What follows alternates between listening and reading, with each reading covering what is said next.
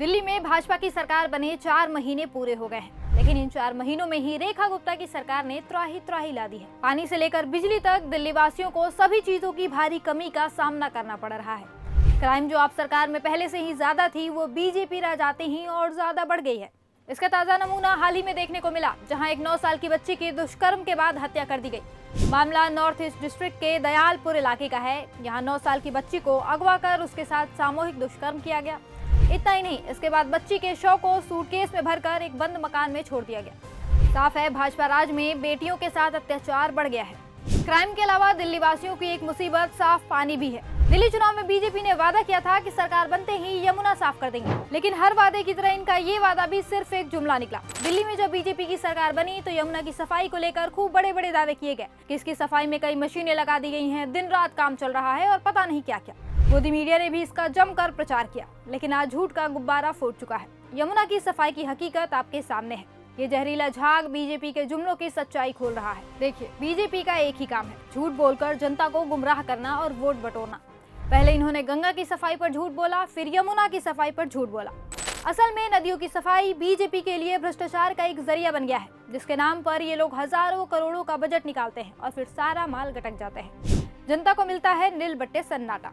अब सोचिए, दिल्ली वालों के सामने कितनी बड़ी मुसीबत खड़ी हो गई है। एक तरफ यमुना साफ नहीं है, तो वहीं दूसरी तरफ उन्हें पानी की भारी किल्लत का सामना करना पड़ रहा है। ये शकुंतला देवी हैं। ये उत्तर पश्चिम दिल्ली में रोहिणी इलाके के सेक्टर 34 में डीडीए के बनाए फ्लैट में किराए पर रहती हैं। 65 साल की शकुंतला देवी के घर में मोटर तो लगा है, पर पानी नहीं है। बार बार वो मोटर खोलती हैं ये चेक करने के लिए कि पानी आ रहा है या नहीं, लेकिन हर बार उन्हें निराशा ही हाथ लगती है। शकुंतला देवी कहती हैं, मैं रोजाना दिन में 2 बार आधा घंटा मोटर चलाती हूँ, लेकिन बमुश्किल 1 गिलास पानी ही आता है। पता है पानी नहीं आएगा, फिर भी दोनों टाइम इस उम्मीद से मोटर चलाती हूँ कि शायद आ जाए। अगर पानी आया और मैंने मोटर नहीं चलाया तो अफसोस होगा कि पानी आया था, मैंने भरा नहीं। अब आप इसी से अंदाजा लगाइए दिल्ली में पानी का क्या हाल है।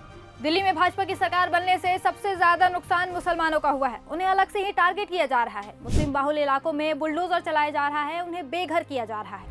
बीजेपी की गाज झुग्गी वालों पर भी गिरी है। राजधानी में कई जगहों पर झुग्गियों को अवैध बताकर उन्हें तोड़ा जा रहा है। अभी पिछले महीने ही बाटला हाउस इलाके में बुलडोजर चलाने पहुंच गई थी भाजपा सरकार। वो तो हाईकोर्ट के आदेश ने इन्हें रोक लिया, वरना आज पूरा बाटला हाउस ढहा दिए होते ये लोग। फिलहाल इनकी नजर कालकाजी इलाके पर है, वहाँ कल बुलडोजर चलाया जाएगा। ऐसे में वहाँ के लोग रेखा गुप्ता सरकार के खिलाफ विरोध प्रदर्शन कर रहे हैं, लेकिन उनकी मांगे सुनी जाएंगी? नहीं। क्यों? क्योंकि यहाँ अब भाजपा का राज है। सुनी जाएगी तो सिर्फ भाजपा की। जनता जाए भाड़ की भट्टी में, उससे बीजेपी को कोई लेना देना नहीं है। प्रदूषण पर भी इन लोगों ने बड़े बड़े वादे किए थे, लेकिन इस पर भी कोई काम नहीं हुआ। अब दिल्ली वाले अगले 5 साल तक भाजपा को वोट देने की अपनी गलती की सजा भुगतेंगे।